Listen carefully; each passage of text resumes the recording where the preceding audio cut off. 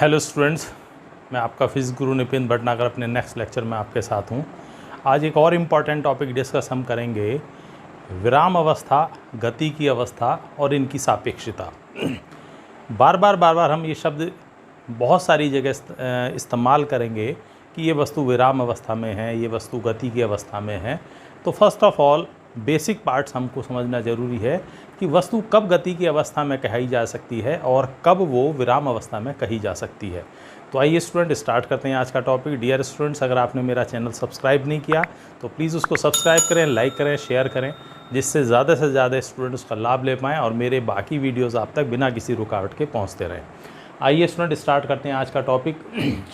Kinematics का second lecture हम लेकर चल रहे हैं, थर्ड लेक्चर लेकर चल रहे हैं, जिसमें हम लेकर चल रहे हैं फर्स्ट ऑफ ऑल देखेंगे हम विराम अवस्था, state of rest, then after गति की अवस्था, और फिर देखेंगे विराम तथा गति की अवस्थाओं की सापेक्षता, यानी ये एक दूसरे के रिलेटिव होती हैं या नहीं होती हैं।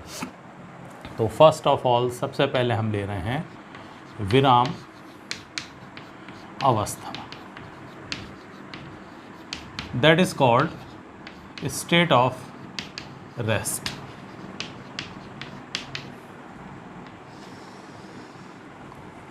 कोई भी वस्तु है हमारे पास और उसकी सराउंडिंग में, उसके आसपास वातावरण में और बहुत सारी वस्तुएं होती हैं। तो यदि कोई भी वस्तु समय के साथ अपने आसपास के जो भी वातावरण है उनके सापेक्ष अपनी स्थिति को यदि परिवर्तित नहीं कर रही है तो वस्तु कहलाती है विराम की अवस्था में। ठीक है, तो यदि कोई वस्तु अपनी स्थिति को समय के साथ अपने चारों ओर के माध्यम के सापेक्ष परिवर्तित नहीं कर रही है तो वो कहलाती है विराम अवस्था में, और यदि उसमें परिवर्तन हो रहा है निरंतर तो वो कहलाएगी गति की अवस्था में। तो फर्स्ट ऑफ ऑल यही बात हमें ध्यान रखनी है कि किसी पर्टिकुलर रेफरेंस पॉइंट यानी संदर्भ बिंदु के रेस्पेक्ट में हम सामान्य रूप से गति को रिप्रेजेंट करते हैं। तो यदि कोई वस्तु की स्थिति किसी संदर्भ बिंदु अथवा उसके चारों ओर के जो भी वस्तुएं हैं, माध्यम है, उसके सापेक्ष परिवर्तित नहीं हो रही है, किसके साथ? समय के साथ, तब वो कहलाएगी विराम की अवस्था में। ठीक है,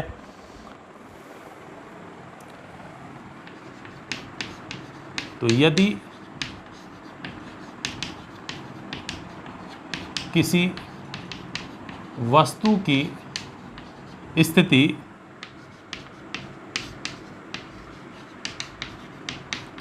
संदर्भ बिंदु के सापेक्ष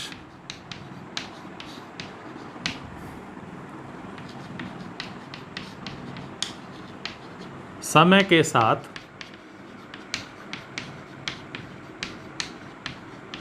परिवर्तित नहीं होती है या परिवर्तित नहीं हो रही है, तब वह वस्तु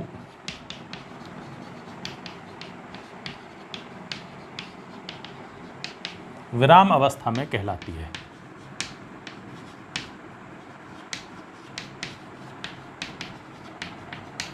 बल्कि इसको और डिफाइन करें, तब वह वस्तु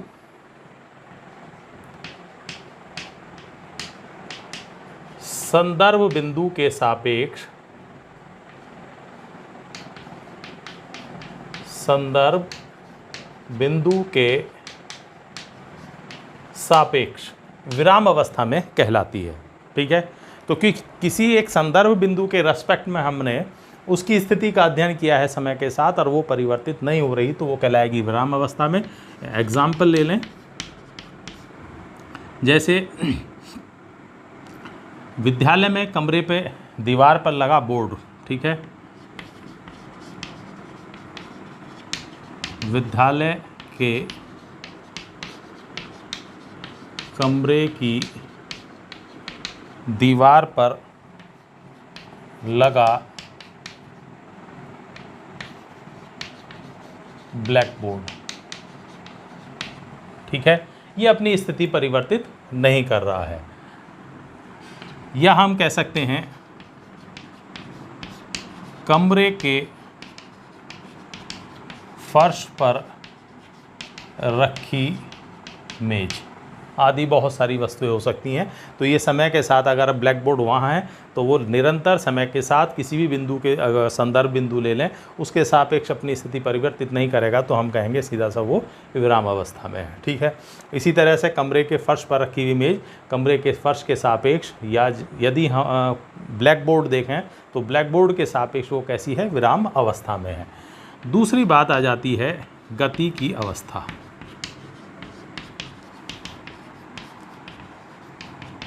And that is called state of motion।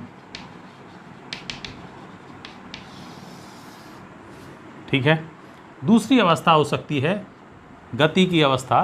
तो यदि किसी वस्तु की स्थिति संदर्भ बिंदु के सापेक्ष समय के साथ निरंतर परिवर्तित होती है या परिवर्तित हो रही है, तो वो कहलाएगा उस संदर्भ बिंदु के सापेक्ष गति की अवस्था में। तो यदि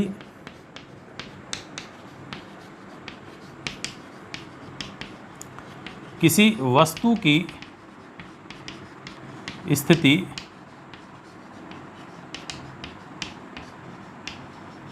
किसी संदर्भ बिंदु के सापेक्ष समय के साथ निरंतर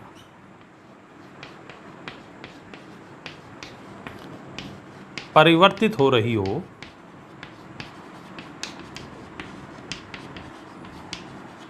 तब वह वस्तु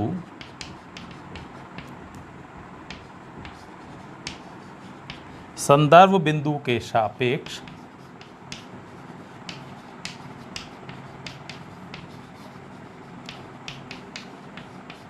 गति की अवस्था में कहलाती है।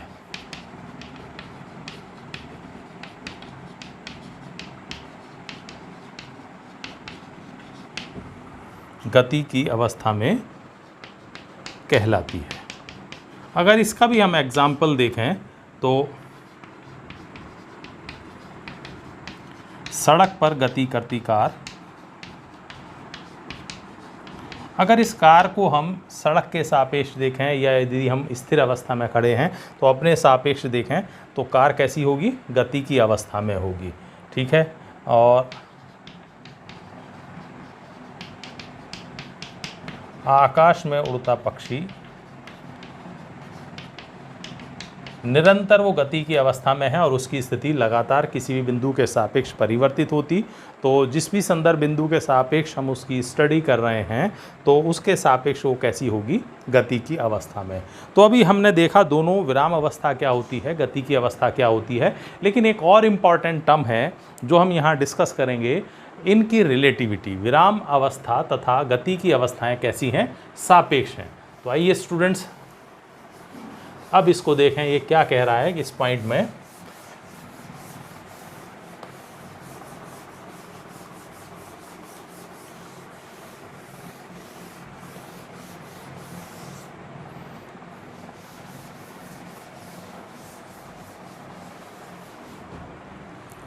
तो थर्ड जो पॉइंट हम आज लेकर के चलेंगे वो है विराम तथा गति की अवस्थाएं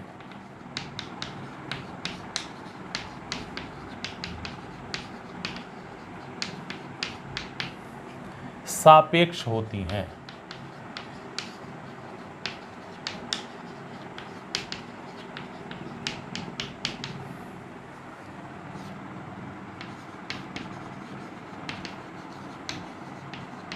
state of rest and state of motion are relative।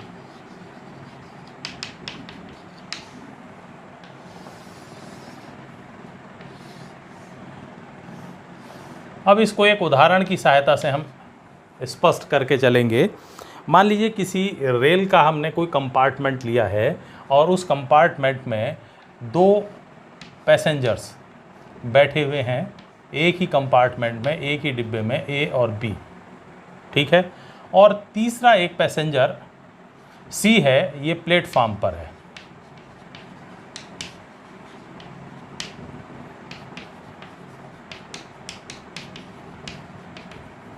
और ये कैसा है, विराम अवस्था में है। जो तीसरा पर्सन है, तीसरा व्यक्ति है, वो प्लेटफार्म पर स्थिर अवस्था में, विराम अवस्था में है और ये ट्रेन गति करती हुई जा रही है। उसमें दो पैसेंजर बैठे हैं, ए और बी। अगर हम ए और बी की स्थिति देखें तो ए और बी एक दूसरे के सापेक्ष विराम अवस्था में है, क्योंकि ना तो ए के सापेक्ष बी की स्थिति, ना बी के सापेक्ष ए की स्थिति परिवर्तित हो रही है। जो इनके बीच में दूरी है वो उतनी है, उसी डायरेक्शन में, कोई परिवर्तन नहीं आ रहा।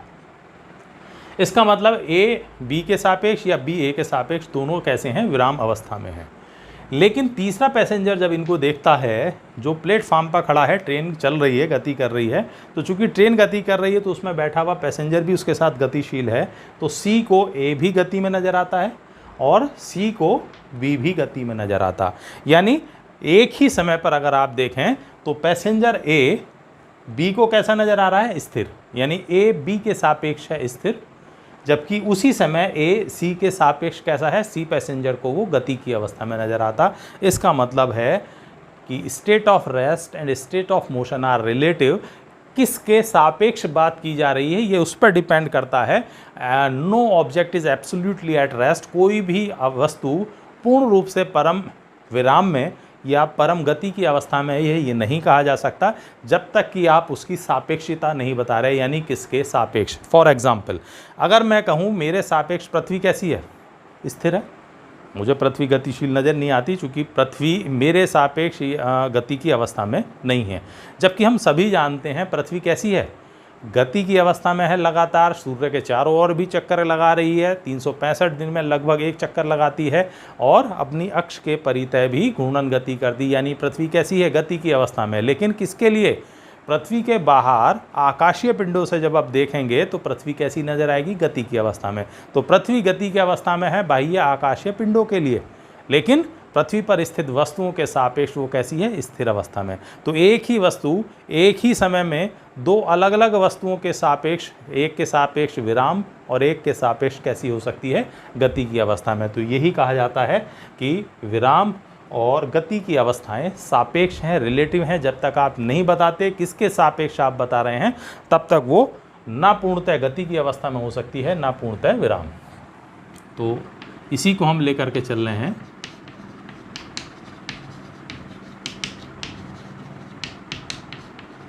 यदि किसी रेलगाड़ी के डिब्बे में दो यात्री ए व बी बैठे हैं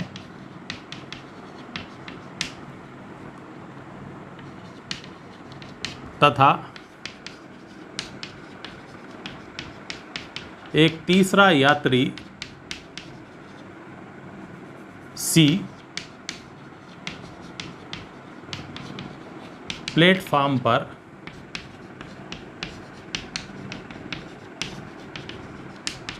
विराम अवस्था में है।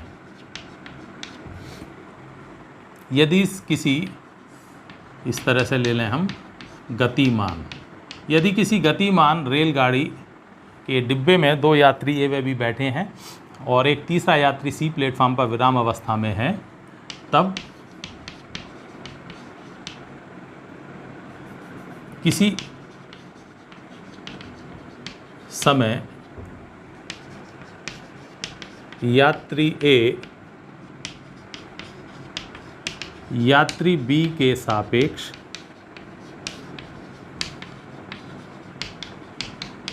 विरामावस्था में है, जबकि यात्री ए यात्री सी के सापेक्ष गति की अवस्था में है।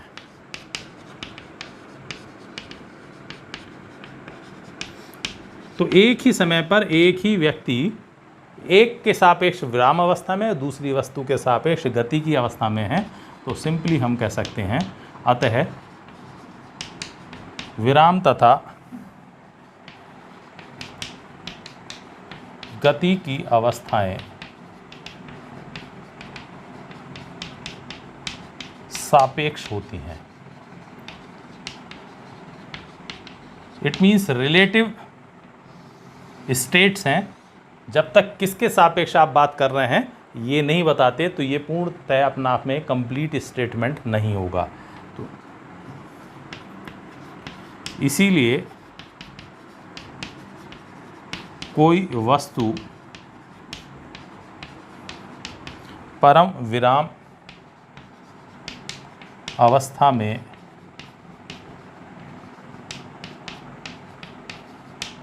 संभव नहीं है। कोई भी वस्तु एब्सोल्यूट रेस्ट पर पॉसिबल नहीं है, वो सब वस्तुओं के सापेक्ष विराम में हो ऐसा कभी भी संभव नहीं है, क्योंकि हम जानते हैं ब्रह्मांड में प्रत्येक वस्तु गतिशील है।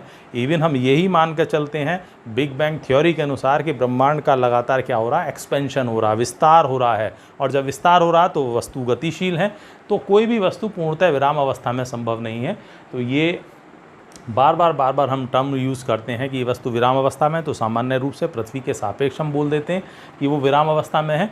अदरवाइज़ दोनों स्टेट्स कैसी हैं, रिलेटिव हैं। ठीक है, नेक्स्ट चैप्टर में हम कुछ बेसिक टर्म्स और लेकर के चलेंगे। जल्दी मिलेंगे नेक्स्ट वीडियो में।